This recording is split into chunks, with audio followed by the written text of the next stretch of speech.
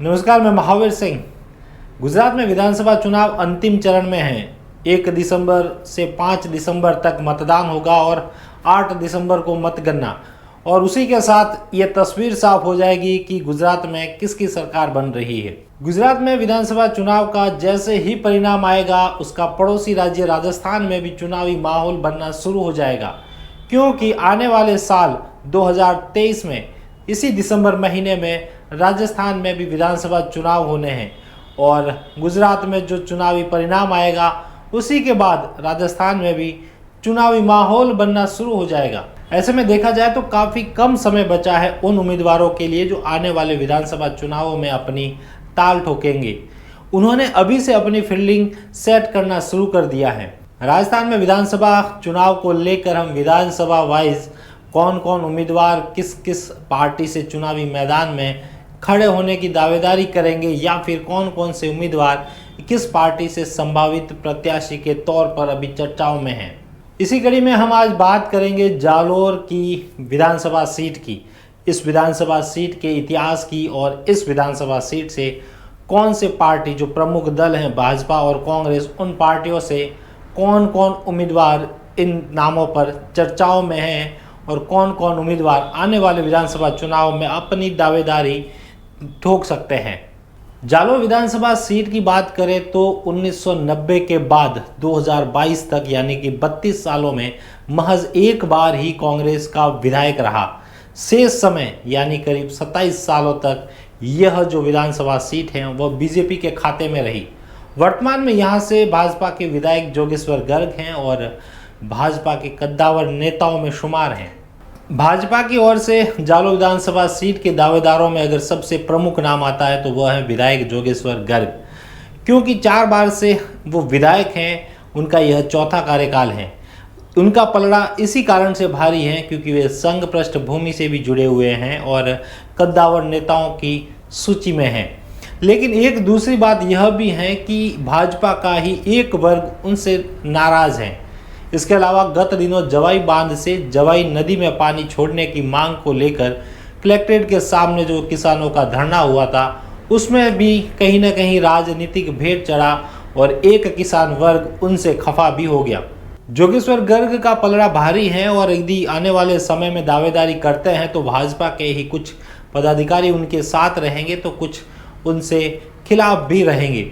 पिछले विधानसभा चुनाव से पहले भी टिकट वितरण के दौरान भाजपा का एक बड़ा वर्ग, बड़ा खेमा उनसे नाराज था और कहीं न कहीं वो बगावत या वो चुनावी रंजिश आने वाले विधानसभा चुनाव में टिकट मांगने और दावेदारी जताने के दौरान रोड़ा बन सकती है।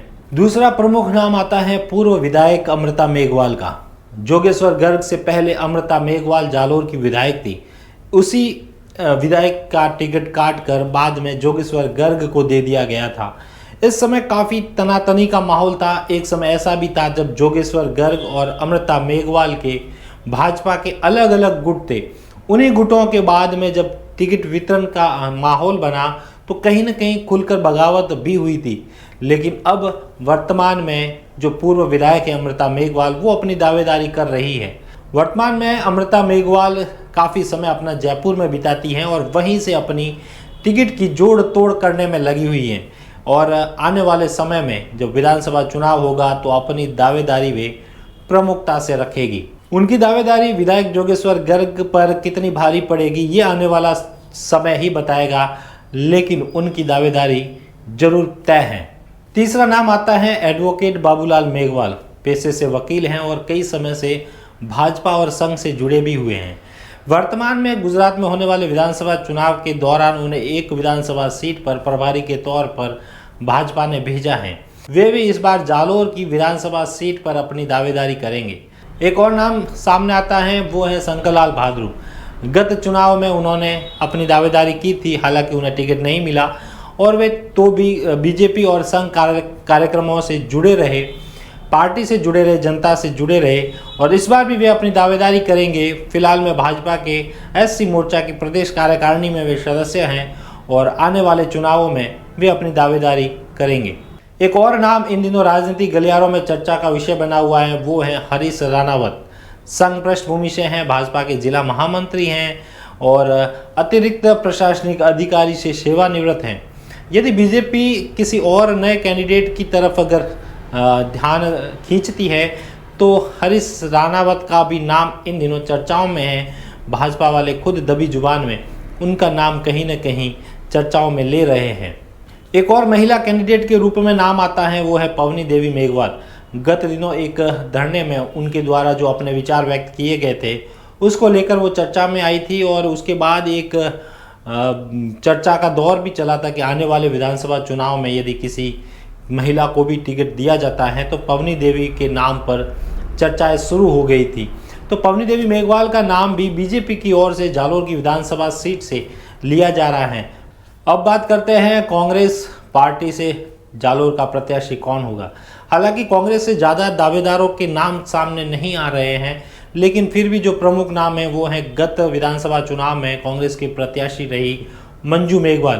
पूर्व में जिला प्रमुख के पद पर रही थी और फिलहाल भी वे कांग्रेस की सरकार होने से जनता और पार्टी के कार्यक्रमों में निरंतर सक्रिय है और आने वाले विधानसभा चुनाव में भी वे कहीं न कहीं कांग्रेस की तरफ से जालोर विधानसभा सीट पर अपनी दावेदारी जरूर करेगी। इसके अलावा एक और नाम आता है, युवा नेता है भरत मेघवाल, कांग्रेस से जुड़े हुए हैं और गत विधानसभा चुनाव में भी इनके नाम को लेकर काफ़ी ज़्यादा चर्चाएं हुई थी, लेकिन फिलहाल वे कुछ समय से सक्रिय नज़र नहीं आ रहे हैं। लेकिन हो सकता है आने वाले चुनावों इस समय में वे अपनी सक्रियता से दावेदारी करें और पार्टी और जनता के बीच में अपने पक्ष को मजबूत करें। कांग्रेस से एक और नाम आता है युवा नेत्री सुष्मिता गर्ग का, जो जालोर की महिला कॉलेज की छात्र संघ अध्यक्ष भी रही हैं। युवा राजनीति, छात्र राजनीति कहे या फिर कांग्रेस से जुड़ी हुई राजनीति के वे हर मंच पर सक्रिय रूप से नजर आती हैं। इसके अलावा भी वे पार्टी के कई कार्यक्रमों और जनता से जुड़े हुए आयोजनों में सक्रियता से देखी जाती हैं। तो कहीं ना कहीं उनका नाम भी जो है वो इस जालोर विधानसभा सीट पर कांग्रेस की महिला प्रत्याशी के रूप में अपने चर्चाओं में है और सुष्मिता गर्ग खुद अपनी दावेदारी आने वाले विधानसभा चुनावों में कर रही हैं।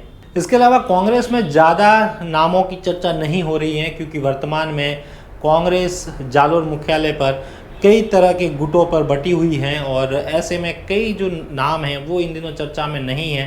हालांकि जैसे जैसे समय बीतता जाएगा और आने वाले विधानसभा का चुनाव जो है वो नज़दीक आएगा, कई सारे दावेदार तैयार होंगे और जनता के सामने और पार्टी के सामने अपनी दावेदारी पेश करेंगे। यह था जालोर की विधानसभा सीट से कौन कौन दावेदार हैं और कौन अपनी दावेदारी पर पेश कर रहे हैं। इसके अलावा भी कोई नाम हो सकते हैं, लेकिन फिलहाल जो चर्चा में है वो यही हैं।